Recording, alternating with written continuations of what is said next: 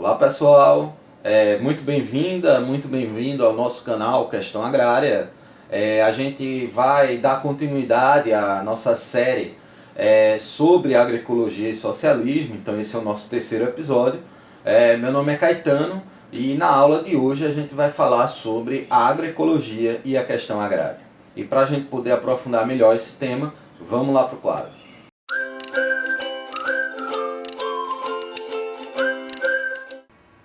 Bem pessoal, eu acho muito importante essa relação que a gente vai fazer agora entre agroecologia e questão agrária. Por quê? Como a gente já falou no nosso primeiro vídeo que a gente falou aqui, quando a gente está falando dessa relação entre agroecologia e socialismo, a gente está colocando a agroecologia enquanto um modo de produção e não uma forma de produção. Como é o caso da agricultura orgânica, biodinâmica, agricultura natural ou biológica. E para entender bem essa diferença entre forma de produção e modo de produção, a gente tem aí a história do Brasil como um exemplo claro, bem didático, que vai, eu acho que agora sim, conseguir fazer com que fique mais clara essa relação entre agroecologia com modo de produção socialista. Essa divisão histórica da história do Brasil, a partir dos seus modos de produção, ela é uma distinção que está no livro de Celso Furtado, Formação Econômica do Brasil. E é uma distinção seguida pelo João Pedro Stedley nos seus estudos sobre questão agrária. E é essa periodização que a gente vai seguir na aula de hoje. Então, basicamente, a gente tem um período que é conhecido como período pré-colonial, que é antes da invasão portuguesa e do início do processo de colonização. Então, esse é um período que vai ali de 40 mil anos antes do presente, que é quando a gente tem a primeira evidência histórica da presença humana nas Américas, lá no Piauí, até 1500, que é o ano da invasão portuguesa. E nesse ano, o que é que a gente está fazendo de forma de produção?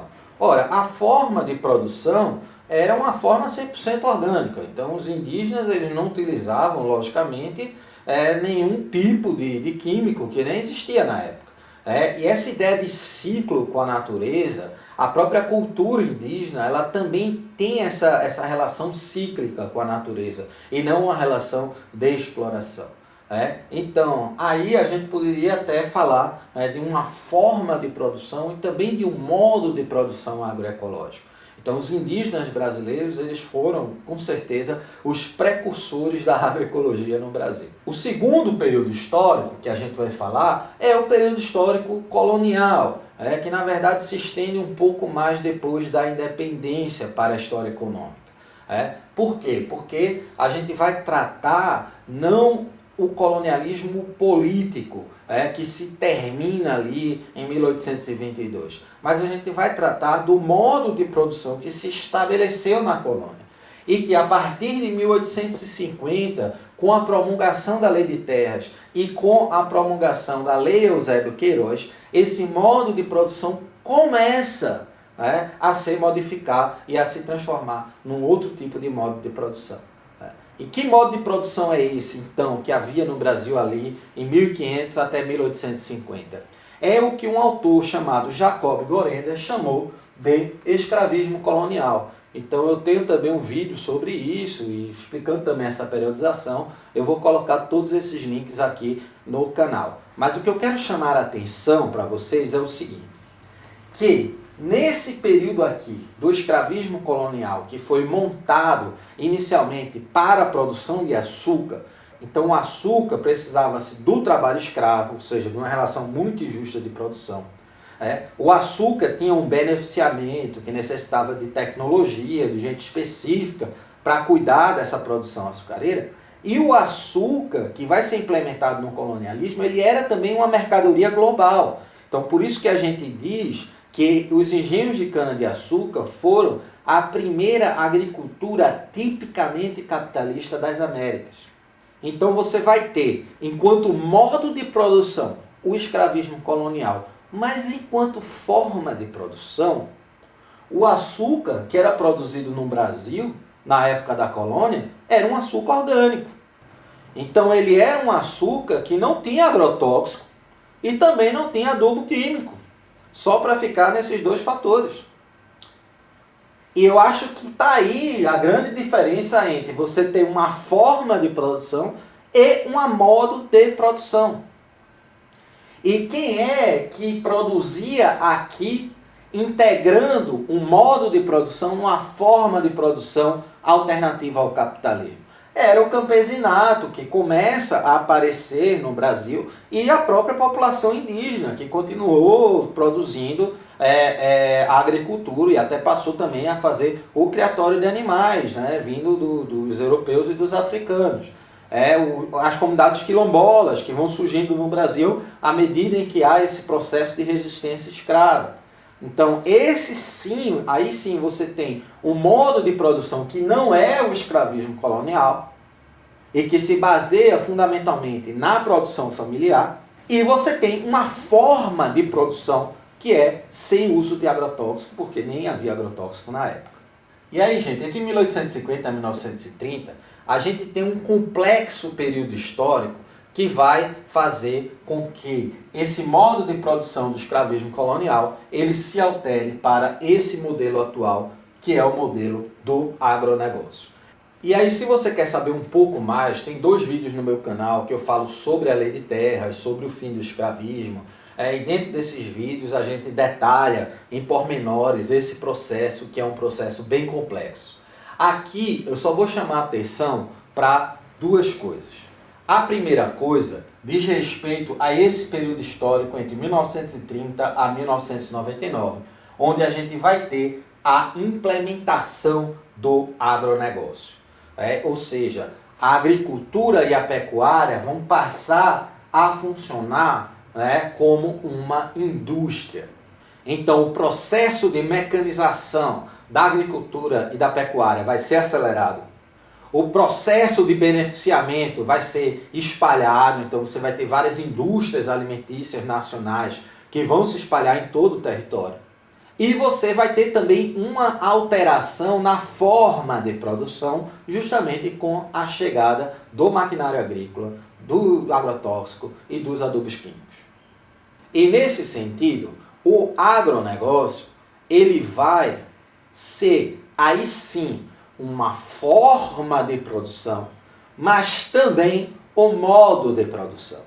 Então, você vai ter ele enquanto forma, que é justamente esse pacote tecnológico daquilo que vão ser chamado a Revolução Verde, e um modo de produção, porque o agronegócio vai estabelecer as relações capitalistas de produção, a exploração do trabalhador, e para produzir uma mercadoria que vai se transformar em commodity global. E enquanto modo de produção, o agronegócio ele também vai se alterando a partir da década de 90. Por quê? Porque na década de 90 você vai ter a entrada do capital financeiro das multinacionais no setor agropecuário. E isso vai efetivamente modificar. Então você vai passar a ter a multinacional que vai ter a propriedade da semente transgênica, você vai ter a multinacional que vai ter propriedade do agrotóxico, do maquinário agrícola, das redes de supermercado, e isso vai alterar também as relações sociais do meio rural.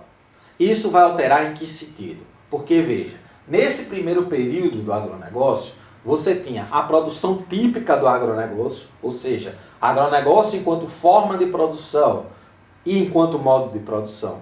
Mas você teve também vários camponeses que foram engolidos e agregados a essa forma de produção do agronegócio.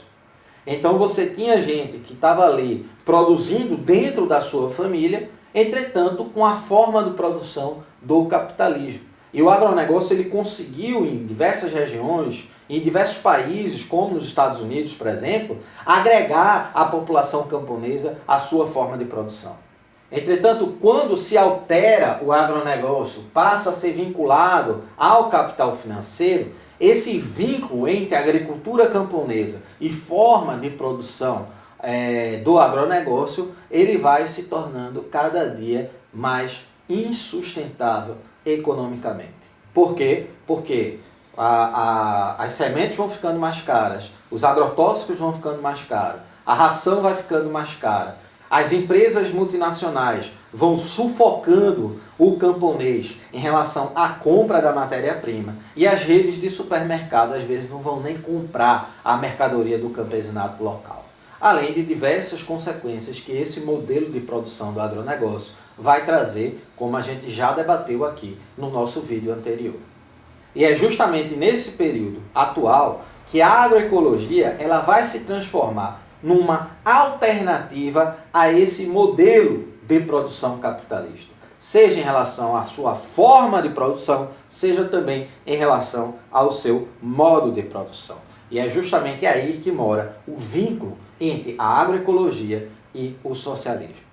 Bom, gente, então, visto com maior profundidade esse assunto, né, essa relação entre agroecologia e questão agrária, ou seja, como a agroecologia ela aparece dentro dessa conjuntura agrária, a gente coloca aqui alguns pontos muito rapidamente para fazer aqui uma síntese.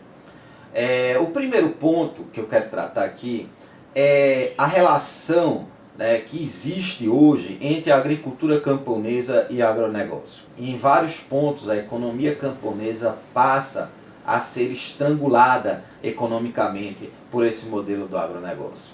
Mas o que eu quero que vocês percebam para essa aula? Qual foi o objetivo dessa aula? É perceber como a agroecologia ela se coloca como uma alternativa viável frente a esse modelo do agronegócio para a agricultura camponesa.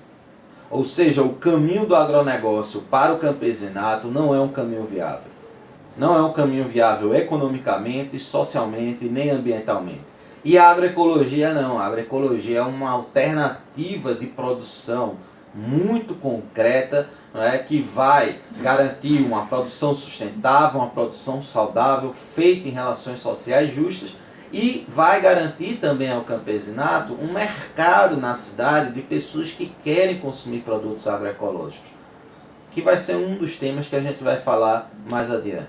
Mas o ponto principal é esse, ou seja, a agroecologia é uma alternativa a esse modo de produção que se estabeleceu no setor agropecuário global, que é o modo de produção do agronegócio. E é justamente enquanto alternativa que a agroecologia se coloca como um processo de transição a um modo de produção socialista, a uma forma da gente superar esse modo de produção capitalista.